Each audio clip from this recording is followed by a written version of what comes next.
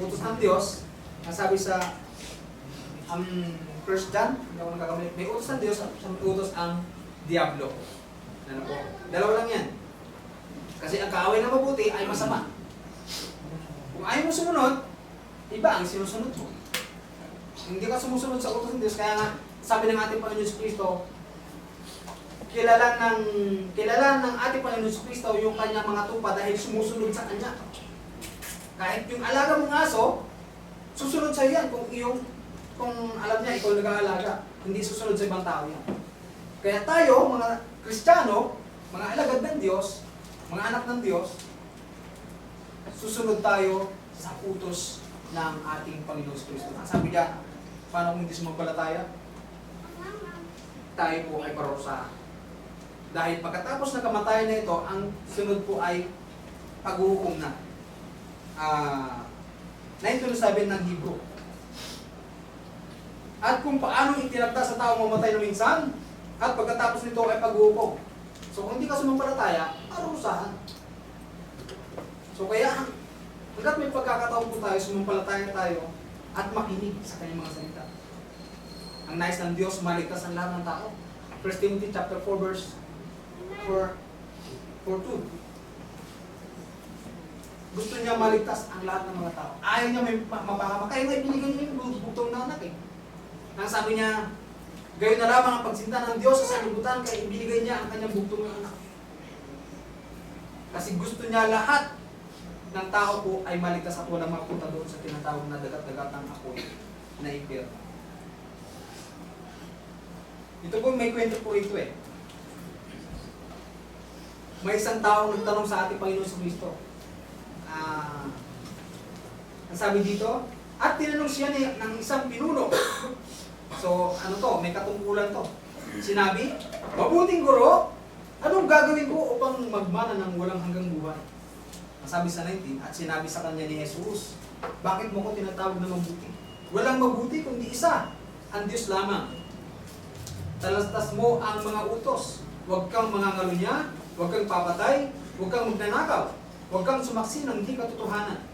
Igalang mo ang iyong ama at ina, at sinabi nung pinuno, ginanap ko ang lahat ng mga bagay na ito, buhat sa aking pagkabata. So, parang nagyabang sa rito. At nang marinig ito ni Jesus, ay sinabi niya sa kanya, isang bagay pa ang kulang sa iyo. Ipagbili mo ang lahat mong tinatangkilik at ipamahagi mo sa mga dupa. At magkakaroon ka ng kayamanan sa langit at kung marito ka, sumunod sa akin. Ang sabi niya sa pinagtatagpot ng marinig ito, niya, ang mga bagay na ito, siya ay namanglaw na lupa sapagkat siya ay totoong mayaman. So sinubok siya ng Diyos po rito. So, parang ang hirap talikuran ng mga bagay na material. Pero kung si Apostol Pablo, ang tatanungin mo, sabi niya, yung mga bagay dito sa lupa, sukan lamang ito sa akin, matamo ko lang. Si Kristo.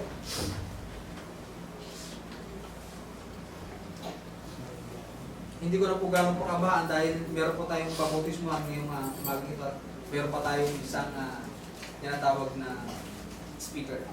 Ito po yon yung process ng tinatawag na pagpabautismo.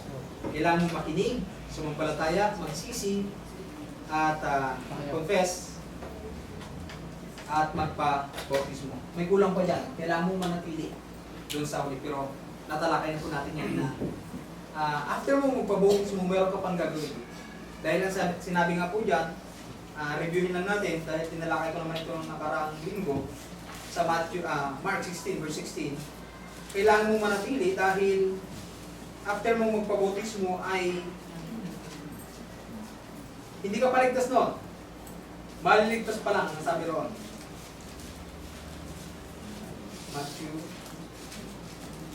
Mark 16, verse 16. Ang sabi po rito, ang sumampalataya mabautismuhan, maliligtas. Tatapat ang hindi sumampalataya parusahan. Ang sabi dito, maliligtas. So kailangan mong manatili ayon dun sa 1 Corinthians chapter 15, 1 and 2.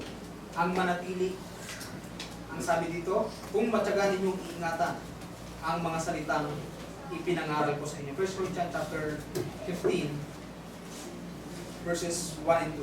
O 2. Sa pamamagitan nito, ligtas kayo Kung matyaga ninyong iingatan ang mga salitang ipinangaral ko sa inyo, maliban na kung kayo nagsasampalataya ng walang kabulag. So kung manampalataya tayo, panindigan po natin. So kailangan nating sumampalataya at magpabautismo. Walang ibang pangalan sa silong ng langit kundi ang ating Panginoon Kristo lamang. Siya lang. Ang sabi niya, ako ang daan at ang katotohanan at ang buhay. Siya lang yung pwedeng magligtas sa tao. Ano po? Yan. So, kailangan natin makinig, sumampalataya, magsisi, at magpa-bautismo. Muli, salamat po sa inyong makikinig sa umagang ito. At tumawag po tayo sa sermon.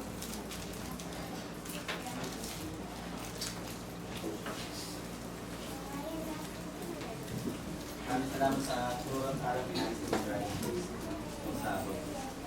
Bago tayo umako sa sermon, tayo umako ng abutin ito po sa bibilang na.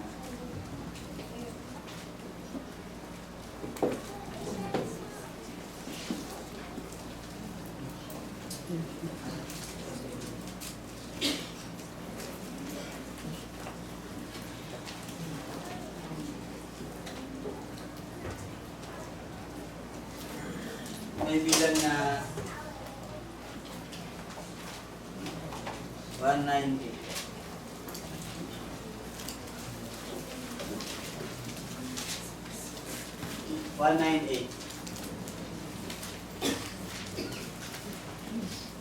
Precious blood of the Lamb, would you be free from the bondage of sin? Ready? Sing. Would you be free from the bondage of sin? That's why